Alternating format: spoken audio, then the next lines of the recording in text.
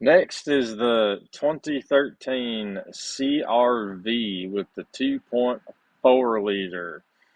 Story on this one goes last week or half a week ago or a week ago, the battery went dead on it, and it went dead within an hour. So the guy parked it, and with an hour later came back out to it after he parked it, and it would not start. And I think I asked him if he knew if he left any headlights or anything on, and he said he was pretty confident that nothing like that had been left on. I thought that was interesting. It's pretty fast for a battery to go dead. They were putting a new battery in it, and it was fine until like a half a week later. Half a week later, he was driving along, and all of his dash lights come on, and he lost power steering, but he said the engine still ran, and he was able to pull off the road into a parking lot. And when he got to the parking lot, he turned the key off and he opened the hood to check out the battery cables in case they didn't get a good connection or something. And when they when they come back in after he checked battery cables, I said they were good. Tried to fire it back up, and it was a no crank. So it got dropped off by the rollback. When I got it in here, I keyed on and just see if it would crank, and I got a starter click, and I thought, well, maybe the battery's low. Put a charger on it, and it was drawing a decent amount of amperage out of the charger. It tells me likely the battery was being pulled down. Either they had the key on, or I don't know if the alternator went out when he was driving, no clue. But that's where we're at now. We let the charger sit on it for a while. It charged up. I don't know if it'll start now. It's been sitting there for a day, and I think that was all my notes. But we got a bunch of lights on when he was driving, and then it was a no crank, potentially some battery issues. Let's get the scanner plugged up to her and see what code she's got left. Yeehaw. Right off the bat, we got the scanner plugged in, but we got no lights on her. So I suppose we should probably figure out if that thing's just got a blown fuse like all of them, and see if we can't power this old girl up. Well, scratch that. It looks like I just didn't get a full connection on this dude because she's not fully seated. We'll get her reset and then plugged in, and then we'll check codes. Our adventure continues. There is something. I don't know if I can really see all this. There's something plugged into the factory OBD connector, and it's got this ribbon cable that runs down to the normal port. I don't know what this thing is, but at this point, I think I'm just going to try and plug in here. We'll plug into the ribbon cable because I don't know what it goes to. See what kind of codes pop, and then we might be ripping whatever that is out of there and scanning it again. I don't know what we're going to find. It's got a part number on it, but it looks like just a basic ribbon cable. I'm going to Google that part number and see what shows up there. All right, we got our code list. Oh, that little OBD dangling doomahickey deal was a GPS tracker, so I'll probably see if he wants to rip that dude out of there. But our code list, we've got ACG. I don't recall what ACG stands for. No charging malfunction. I'm going to assume that sounds like alternator stuff. We got modulator, control, blah, low voltage, supply voltage, blah, blah, blah. Sounds like we got some charging issues. We're at 12.5. Is that on the screen? It is on the screen. We're at 12.5. I'm just going to walk over to the car and see if she'll actually fire up right now. Let's see if she fires. Oh, she's got the VVT rattle, or VCT rattle, or whatever it is. Oh, looky there. Where are we at? 12.2 volts. 12.3. Can you see it? I don't know if you can see it. Boom. I reckon we ain't got no chargings. At this point, now that it does start and run, I'm going to take it for a very short spin down the road and then get her in, do a little pre-check, and then it looks like we're going to be doing some I cannot speak. I give up. Doing some alternator diag here after that shortly. Well, this is about as straightforward as alternators come, it would appear. Alternator has two wires on it. It's got a big fat heavy cable that goes through the underhood fuse box, goes through a 100 amp fuse, and then hits the battery. And then there's this other wire down here that goes to a junction block, and then it goes to the engine computer, and also goes to the battery sensor. I don't know if that's just going to be voltage. I'm assuming it's just going to be a voltage feedback based on that it goes everywhere else. If it just went to the PCM, I'd kind of think it would be a PWM control. But either way, we'll stick some scope wires on here and make sure we ain't got no open circuits between alternator and battery and whatnot, and see if she just needs an alternator.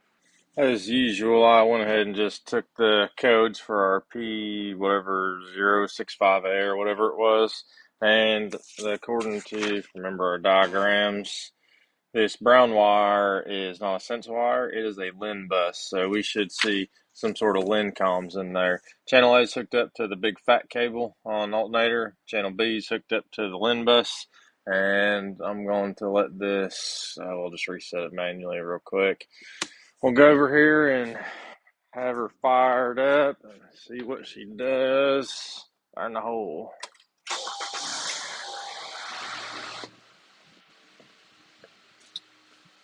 And, well, I'd say we definitely got LIN comms, and we got voltage. Can you stop it?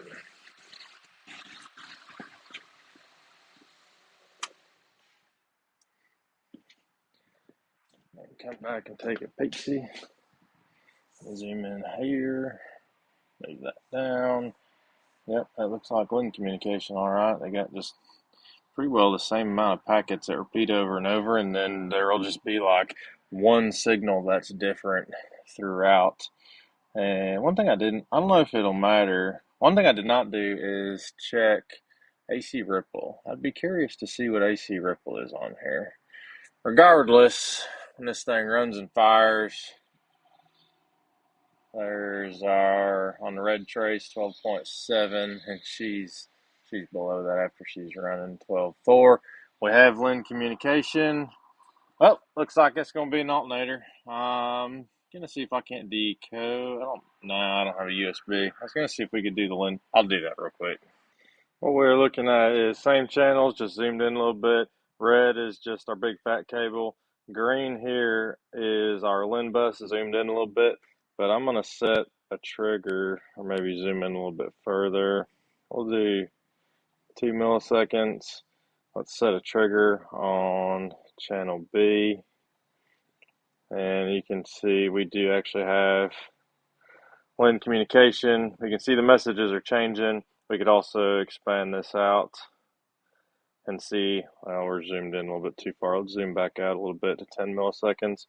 There we go. There's 10 milliseconds worth of messages. Let's see if that looks normal. I'm trying to capture, with LIN communicate, well, all communication, there's going to be a cyclic rate for all these messages that go across the screen. I know there's probably great glare too. There's a cyclic rate for these to go across the screen. So if I can capture at least just the total cyclic where it looks the same. So it looks like we've got, yeah, see right there, we've got like 4, 1, 2, 3, 4, 5. We've got 5 and 6 that are kind of pulsing back and forth. Now I think we got most of our messages in there. Yeah, a few more dropping through. Pretty consistent. Everything. I wish I could sort on PID. This would make it so much easier to be able to see which messages are showing up and not. Regardless, we have LIN communication at the alternator itself. We've got battery voltage at the alternator itself on the big fat cable. The only way we can have battery voltage is if all the fuses are good. So boom, we're calling an alternator on her. It's pretty late now. I suppose we'll get this quoted up, give a customer a call in the morning, and see where he wants to go with it. We got the new shiny alternator down yonder, and I already started it once just to make sure everything was working, because it also got a whole bunch of other work as well. It looks like we got a small surface charge on this, just checking it. So it says 12.8 or so. I wonder if my battery meter's or my batteries are dying in my meter. It's kind of weird if I lay it in here. I'll get a little bit higher than 12.8. So 13, that's kind of weird. I don't know what's causing this. 13 there, but when I make contact with my hands, we're at 12.8. So somehow it's a little bit loose fitting. It goes to 13. I've never seen that. It's kind of, oh, I found it. There's, can you see that? I think there's a little bit of junk I might have been getting in. Should probably be more careful with that. Let's try and lay this so it isn't hitting the case. Yeah, there's our 12.8. Okay, interesting. Well, learned something new about having a surface charge with some battery acid on the terminals. In any case, when I started this up, all my other good clamps are elsewhere.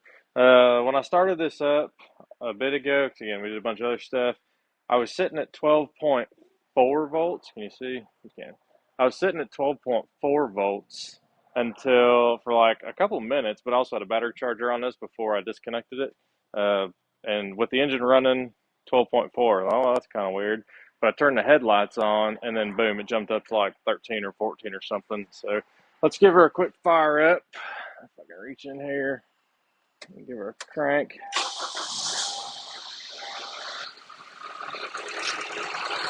Yeah, right off the bat, we're 14, 13.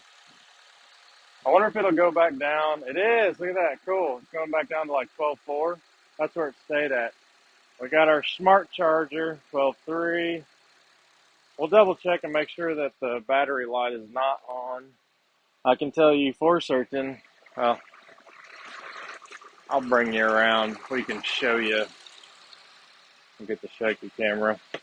Our battery light was on right by the tack, and so we have no battery light on, which means it is happy with its current charging state.